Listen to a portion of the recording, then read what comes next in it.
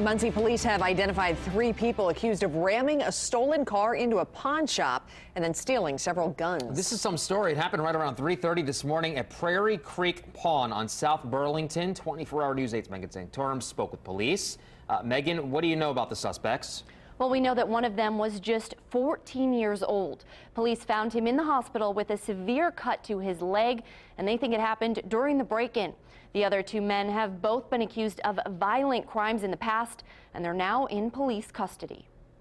Plywood covers a car-sized hole in the side of this pawn shop.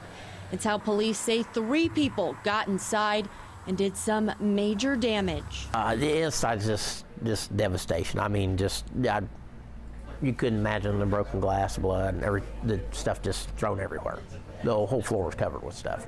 Adam Kennedy walked us through the pawn shop he's owned for more than 15 years. He tells us when the alarm company called him early this morning, this is not what he expected to find.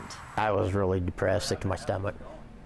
Didn't really know what to think. Muncie police tell us 18-year-old Ricky Taylor, 24-year-old Clavern Jernigan, and a 14-year-old are responsible for all of this damage and the theft of at least 4 long guns. They were already gone by the time police got to the pawn shop this morning, but it didn't take officers long to track them down.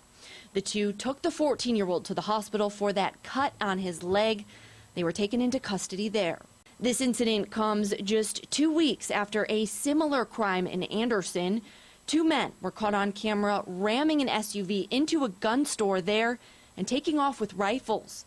One of those men was arrested. As for Kennedy, he says he has a lot of cleanup to do and will likely have to be closed for several days. But he's thankful none of his employees were hurt, and he says this could have been much worse. I was just fortunate that I did what the insurance company wanted and had everything cable locked together and locked up in the safe.